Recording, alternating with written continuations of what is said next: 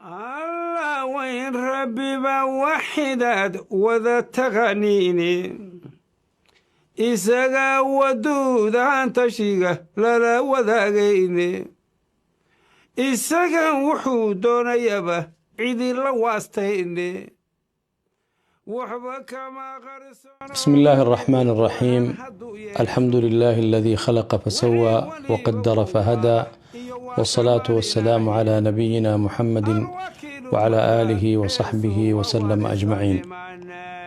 waxaan wadnay casharadeenii taxanaha ahaa ee ku saabsanaa magacyada ilaahay subxaanahu wa tacaala, oo aan marba magacyada ilaahay ka mida soo qaadanaynay oo aan ka bixinaynay sharaxaad kooban intii ilaahay subxaanahu wa tacaala naga garansiiyo oo waqtiga iyo duruufta ay noo saamaxaan. waxaan isla qaadan doonaa 3 magac ilaahay, maadaama ay aad iyo aad isugu dhow yihiin. waxaan jeclaysanay inay isla noqdaan hal cashir, waana 3 magac ee ilaahay subxaanahu wa tacaala leeyahay ee kala ah alkhaaliq, albaari, almusawir. waa u iman doonaa marka inaan sharaxno farqiga u kala dhexeeyo, laakiin waxaan ku hormari doonaa magaca koowaad ee ah alkhaaliq. alkhaaliq waxay ka mid tahay magacyada ilaahay subxaanahu wa tacaala uu leeyahay oo ah allaha wax unka ee marka koowaad khalqiga nooca uu noqonayaan qadarinteeda iyo qiimeynteeda iyo siday u ekaanayaan allaha marka hore sameeya oo khaaliqa u ah weeyaan. sidaa darteed marka laga hadlayo ereyga alkhaaliq waxay ka iman kartaa inay noqoto shay cusub oo hadeertaan la curinayo, ama in asagaas la curinayo laftigiisa haddana lasii diyaariyo sidii ilaahay subxaanahu wa tacaala uu ugu talagalay ee uu qadaray. marka la yimaado qur-aanka, markaa u timaado ereyga la yidhaahdo khalq ama khalq, erey macnayaal kala duwan bay yeelataa xagga luqadda carabiga. ereyadaasna waxaa ka mid a inay marka hore u macno tahay inuu ilaahay subxaanahu wa tacaala qur-aankiisa ku yiri erey la macno ah taqdiir, oo ah waxaan in la qadaro. fatabaaraka allaahu axsanu alkhaaliqiin, inaa kula shayin khalaqnaahu biqadar waladii qadara fahadaa. waxay kaloo ku timaadaa mararka qaar kelmadda khalqi wax la curinayo oo hadda la sameynayo oo al abuur camal ah. mararka qaarna way ku timaadaa, mararka qaarna waxay ku timaadaa wax la ekeysiinayo oo la sawirayo oo hadeertaan la sameynayo. waladii yusawirukum fi larxaami kayfa yashaa inii akhluqu lakum min altiini ka hay-ati tayr. mararka qaarna waxay ku timaadaa luqadda carabiga inay wuxu been yihiin, oo waxa beentaana mararka qaar waa loo isticmaalaa watakhluquuna ifka, yacni shayga markaad adiga un abaabulayso oo aad sameynayso. laakiin ilaahay subxaanahu wa tacaala sifooyinka uu leeyahay iyo magacyada uu leeyahay waxaa ka mid ah inuu ilaahay asagu wax unko oo marka hore khalqigiisa uu maskaxdii iyo sidii ay u shaqeyn doonaan oo maskaxdoodu noqon doonto, sidii ay dunida ugu noolaan doonaan inta aanba la gaarin. ilaahay subxaanahu wa tacaala baa soo unkay, oo ilaahay subxaanahu wa tacaala baana sabab u ah markii bilowgeedii hore. awalam yarow kayfa yubdi'u allaahu alkhalqa thumma yuciiduh ina dalika cala allahi yasiir. ilaahay subxaanahu wa tacaala marka sifadan khalqiga uu leeyahay ama khaaliqa ah oo ilaahay subxaanahu wa tacaala uu leeyahay waxay mararka qaar ku imaataa siyaabo kala duwan.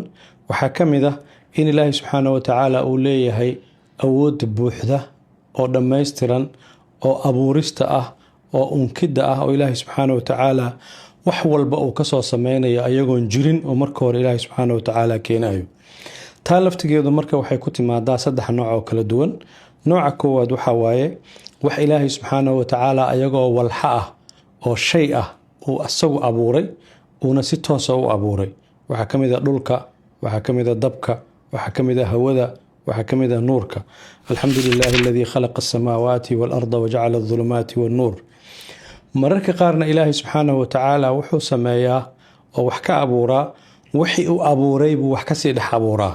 noocii abuurka ahaa ee curista lahaa ee aan hore loo aqoonin buu ilaahay subxaanahu wa tacaala wuxuu kasoo dhex saaraa abuur kale oo ka dhex imaanaya wixii uu horay u sameeyey u unkay.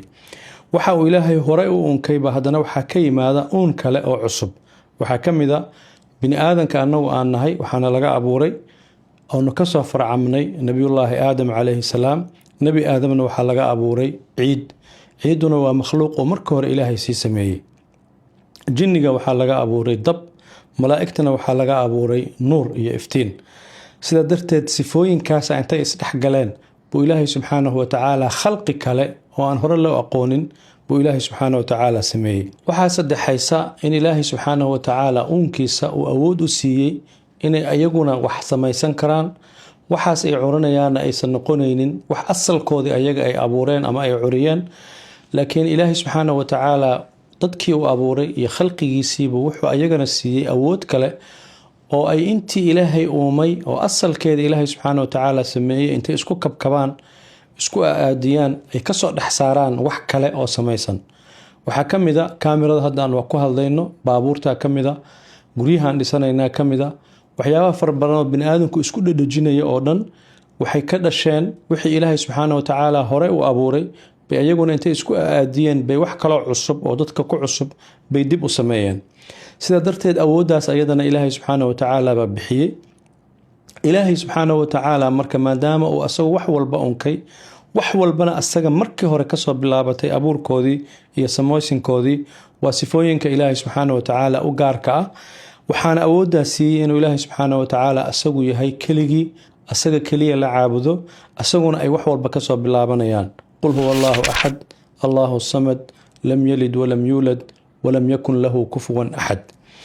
wuxuu kaloo ilaahay subxaanahu watacaala awoodaha uu leeyahay ka mid ah inuu wax walba sida uu rabo markuu rabana isugu soo celin karo oo uu dib haddana u samayn karo. qul hal min shurakaa'ikum man yabda'u alkhalqa thumma yuciiduh qul illaahu yabda'u alkhalqa thumma yuciiduh. wuxuu kaloo ilaahay subxaanahu watacaala awoodaa uunkan uu sameeyey marka ay adduunyada ka baxaan oo ay dhintaan inuu markuu rabo haddana soo celinayo oo ayagiyo nool haddana uu dib u soo celinayo. thumma bacatnaakum min bacdi mowtikum lacalakum tashkuruun.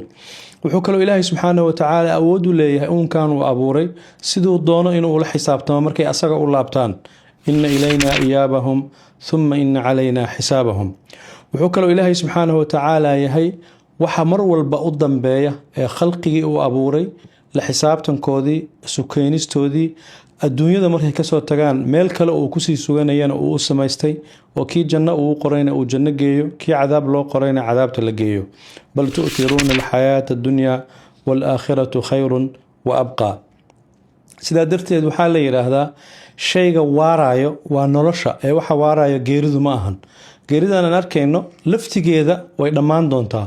marka u dambeysa khalqiga ilaahay subxaanahu watacaala waxay ku dhammaan doonaan inay ayagu noolaadaan oo ay ama janno ku noolaadaan ama ay naar ku noolaadaan.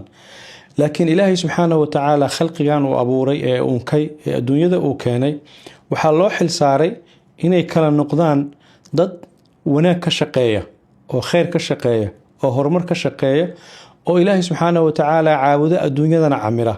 camiraadda marka adduunyada ay camirayaan bay laba kooxood kala noqonayaan. kuwa waxay ka shaqaynayaan wax wanaagsan, waana kuwa wax walba dhaxli doona. ina alarda lilaahi yurithuha man yashaau min cibaadi. saa darteed dadka wanaagsan ee wanaaga ka shaqaynaya ee dadka dantooda ka shaqaynaya baa waxay yihiin dadka loogu talagalay inay dunidan camiraan. waxaa kaloo jira kuwa dunida jooga meeshii la rabay inay dunida camiraan, dunida inay fasahaadiyaan ka shaqeeya. waidaa tawallaa sacaa fi lardi liyufsida fiiha wayuhlika alxartha wannasl. saa darteed qofka noocaasa waa qof nolosha ku xadgudbay oo ay tahay in la iska ilaaliyo. walaa tutiicuu amra almusrifiin aladiina yufsiduuna fi lardi walaa yuslixuun. uunka marka ilaahay subxaanahu watacaala uu uumay ee uu sameeyey waxay ayaguna sidaan sheegnay kala noqonayaan dad wanaagga, horumarka iyo barwaaqada adduunkan ka shaqaynaya ama ka shaqaynaya fasaadkiisa ka shaqaynaya.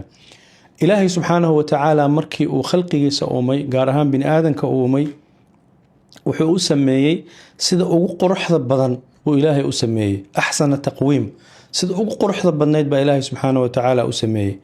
insaanka ilaahay wuxuu siiyey carabkaasna wuxuu isticmaalayaa inuu ku hadlo, laakiin berrito qiyaamahana wuxuu kugu noqon doonaa wixii kugula xisaabtamaya wixii aad soo samaysay.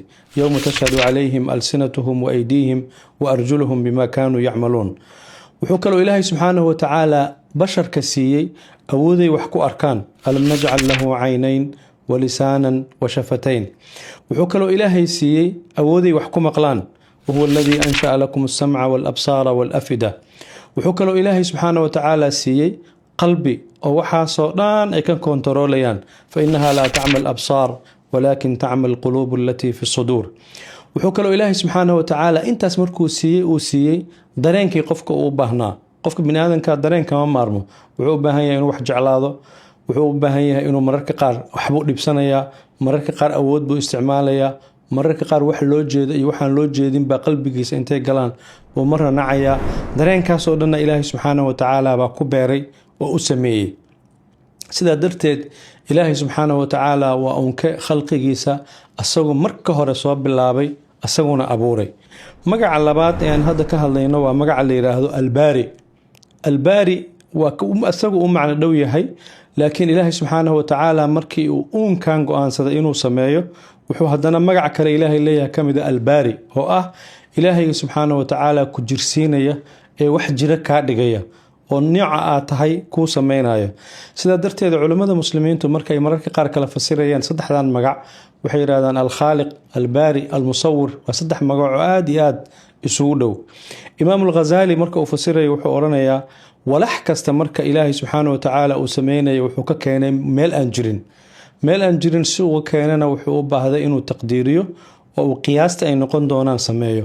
markuu qiyaastii sameynayana wuxuu haddana loo baahday in waxaan la jirsiiyo oo wax jira oo noolo ah laga dhigo. markaa kabacdina haddana in la sawiro oo la ekaysiiyo oo sidii ilaahay ugu talagalay uu u sameeyo. bini aadamka sibaa loogu talagalay, xoolaha sibaa ilaahay ugu talagalay, buuraha iyo webiyada iyo maxaanku irahdaa dhulka iyo cirka, mid walba ilaahay subxaanahu watacaala sibuu ugu talagalay uu u sameeyey. saa darteed ilaahay subxaanahu watacaala marka ay timaado waxaan in marka hore maskaxda bini aadanka la sameynayo oo ilaahay subxaanahu watacaala uu sameynayo maraaxishaas ay soo martay. marxaladii koowaad ahayd in waxaan la uuno oo uun ay noqdaan, marka labaadna ay noqdaan wax jira, marka saddexaadna ay noqdaan wax ekaysan oo sidii ilaahay subxaanahu watacaala isugu ekeeyey ay noqdaan. ibnu kathiir asagoo khalqi fasiraya wuxuu ku fasiray inay tahay taqdiir, in waxaan la qadaray oo siday noqon doonaan lagu sii qadaray. albaari markuu fasirayana wuxuu ku fasiray wixii la qadarayay ee ilaahay subxaanahu watacaala abuurayay in loo sameeyo habkii ay jiritaan ku yeelan lahaayeen oo wax jira oo jooga ay ku noqon lahaayeen. almusawirna wuxuu ku fasiray waxaa la jirsiinayo siday u ekaanayaan in la sii sameeyey. waa meesha ilaahay subxaanahu watacaala marka uu ka leeyahay alladii khalaqaka fasawaaka facadalaka fi ayi suuratin maa shaaa rakabak. sidaa darteed ilaahay subxaanahu watacaala walilaahi almathalu laclaa marka la rabo in guri la dhiso, marka koowaad waxaa laga fakaraa guriga noocee noqonaya, see u ekaanaya, guri noocee ah. guri in la sameeya marka hore laga fikiraya. markaas haddana waxaa la keenayaa guriganu sidee buu noqonayaa, waxaa loo baahanayaa injineer. haddana markii dambe waxaa loo baahanayaa qofkii xamaaliga ahaa ama fuundiga ahaa ama derbiga wixii ku sameynayay. maraaxishaas marka dhismaha guriga uu marayo mid la midabaa qofka bini aadamka laftigiisu maraya. marka ilaahay subxaanahu watacaala walilaahi almathalu laclaa. laakiin albaari waxaan dhahnay waa erey u dhow alkhaaliq oo marxaladaha uunka ilaahay subxaanahu watacaala uu maraya ay tahay. sidaa darteed ilaahay subxaanahu watacaala qofka bini aadamka ah marka uu jirsiiyey oo uu wax jiro ka dhigay wuxuu u ekeysiiyey nooca jiritaankiisa uu ilaahay subxaanahu watacaala ugu talagalay. oo waataan dhahaynay khalaa'iqda waa kala nooc. dhulku sibuu ilaahay u jirsiiyey, markuu sameynayay sibuu u sameeyey, bini aadanka sibaa ilaahay u sameeyey. afaman yamshi mukiban calaa wajhihi ahdaa amman yamshi sawiyan calaa siraatin mustaqiim. waxyaabaha ilaahay subxaanahu watacaala uu addoommadiisa bini aadanka markuu sameynayey oo markuu jiritaankooda sameynaya uu siiyey waxaa ka mid a alcaql, inay wax gartaan oo ayaga dheeri looga dhigay oo makhluuqaadka kale ay uga duwan yihiin sida xoolaha, derbiyada, buuraha ay uga duwan yihiin. ilaahay wuxuu siiyey caqli. saa darteed ilaahay wuxuu ka baryeelay inay duqamo noqdaan ama iska noqdaan wax bahaayimta la mid ah. sidaa darteed ilaahay subxaanahu watacaala wuxuu siiyey inta ay nool yihiin oo uu nolosha ugu talagalayna wuxuu siiyey awooddii ay nolosha adduunyada waxay uga bahnaayeen oo dhan ay ku joogi lahaayeen oo ay ku jiri lahaayeen ilaa maalinta ilaahay subxaanahu watacaala uu ku talagalay inuu naftan ceshto oo adduunyada uu ka bixiyo. qofka muslimka ah marka waxaa laga doonayaa inuu marka koowaad ilaahay tala saarto. tala saarashadaas uu ilaahay tala saaranayana u ogaado ilaahay asagaa uumay, asagaana jirsiiyey, asagaana ekaysiiyey. saa darteed ilaahay asagaa kugu filan, asagaana kuu noqon doona wax mar walba aad ku tiirsanaanayso. magaca saddexaad ee aan ka fogeyn waxaa waaye almusawir.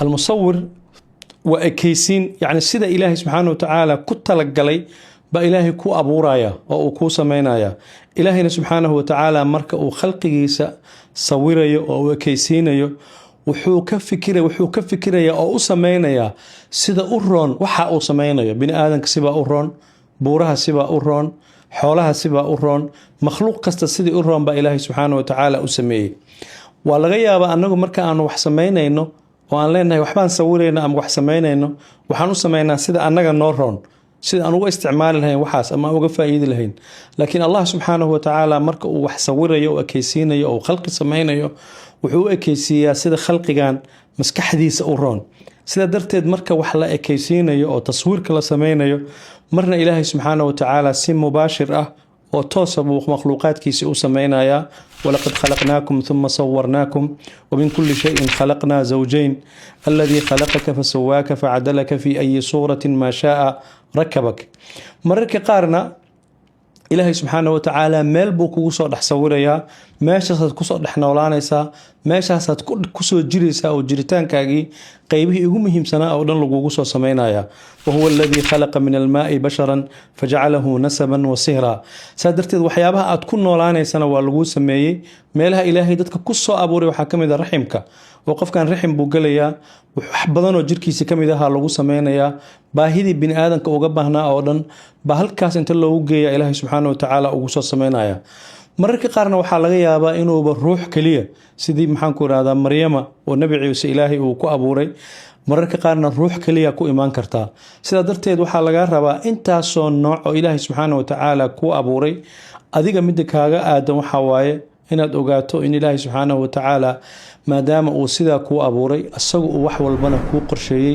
asaga uu wax walbana kuu diyaariyey inaad walwashana kuuma furna inaad murugootana kuuma furna والله تعالى أعلم والسلام عليكم ورحمة الله وبركاته وحداد وذا تغنيني إساقا ودودا انتشيقا للا وذاقيني إساقا وحودون يبا عيدي لواستيني وحبا كما غرسونو قلبيقو وهن هدو يشو وحي وليبا وواضح إيو واسع ماليناهي الوكيل مغا عيسو ووارثان دمانا